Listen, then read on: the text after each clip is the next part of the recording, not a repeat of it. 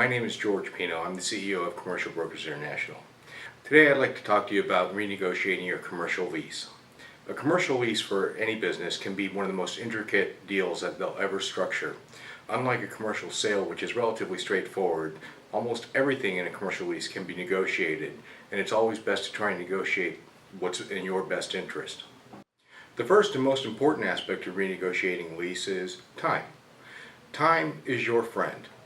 The earlier you begin your lease negotiations, the better it is for you. If you wait too long, the landlord knows that all the power of negotiation is in their favor.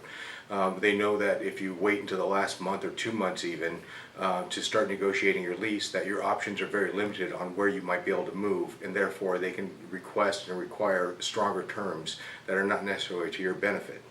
By negotiating as much as 6 months or 9 months even ahead of time, it allows you to explore all your options to see what's out there, and landlords know this, so they're much more likely to give more concessions to you to keep you there.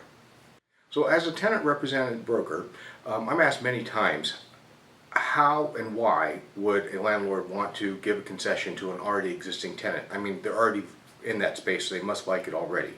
Well, the fact of the matter is, it boils down to a business decision. There are many factors that play into that, and key to that is also, if you've been a good tenant, it's the knowledge of the known versus the unknown. They know that you're a good tenant, they like you there, you've paid rent on time for the last 5 years, they'd like to keep you there. Also, if you do move out, the landlord understands that they're going to have to pay commissions, number one. Number two is they're going to probably lose rent for 6 to 9 months while they're trying to find a new tenant. And number three, it's highly unlikely that if they do find a new tenant, that tenant is going to want the space and the unit exactly as you have it. So they're going to have to also input some tenant improvement dollars. So by using all of that and working with your tenant representative broker, you can then create a win-win situation for both you and the landlord. The number two aspect of any commercial real estate lease is to hire a professional. What I mean by that is, although you may have negotiated a lease or been through 1 or 2 or 3, maybe even a half dozen leases for your company, a true professional that represents tenants has been through hundreds of leases, and they understand all the intricacies and all the aspects of negotiating that commercial lease, of whether they can get you free rent or whether they might be able to get you tenant improvement dollars, and they'll actually talk to you about what is in your best interest. What are you trying to accomplish by staying in this location?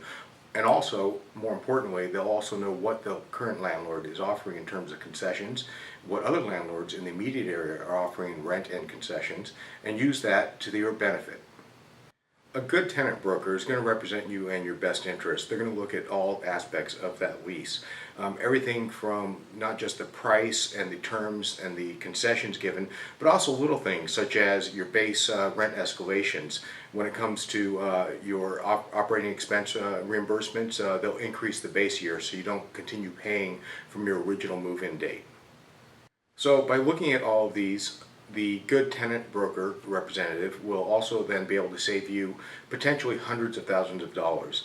One of our clients, a really good client of ours, we were handling a lot of their retail leasing for them, and they had actually come to us to take a look at their office lease after they had already negotiated in-house with their in-house attorneys.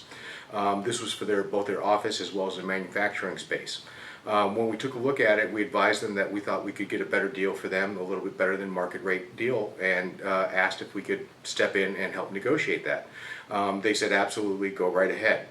So we took a look at it, took a look at all the details of it, and by the end of the lease negotiations, which took about 3 to 4 weeks just to negotiate those terms, we ended up saving our client over $600,000 over the life of the lease. In addition to that, of course, the landlord paid our commission, so this was a complete win for our client. They didn't have to pay commissions, they saved over $600,000 over the life term of their lease, and they're able to stay in a space and not disrupt their business that they had already been in for the last 10 years.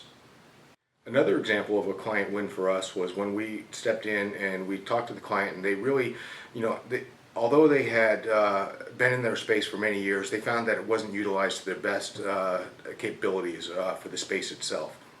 So we actually went back, and instead of going for free rent reductions and price reductions, we asked for a lot more tenant improvement dollars to actually be able to upgrade the flooring as well as the new paint, and then moving some of the walls and reconfiguring it so that it was a much more efficient utilization of the space. By doing so, our client ended up saving money because didn't have to move into a larger space to accommodate their new employees, and in fact were able to also stay and not have to incur the expense of moving. So when it comes to renegotiating a commercial lease and getting the best deal possible, it comes down to just a few things. Number one being the time. Make sure that you start your lease negotiations early. I recommend at least 6 to 9 months prior to the lease expiration. This allows you time to explore other options and also really feel out where your landlord is and what they're trying to look for in terms of rental rates that they're trying to achieve as well. Number two, of course, is going to be hiring the right tenant rep broker for you. The tenant rep broker should have knowledge of the immediate marketplace, your current building, what current lease rates are, what deals are being struck, and not just for your building, but also in the immediate area in case there are other opportunities or options that you should be exploring as well for your business down the road. Lastly, it's going to boil down to what you're trying to accomplish. And what I mean by that is, do you want to accomplish a lower lease rate, or do you want to upgrade your building and space? Are you looking for maybe a larger conference room or more open work area, or perhaps hard surface flooring? Let your tenant rep broker know, and they'll be able to help guide you to get the best deal possible.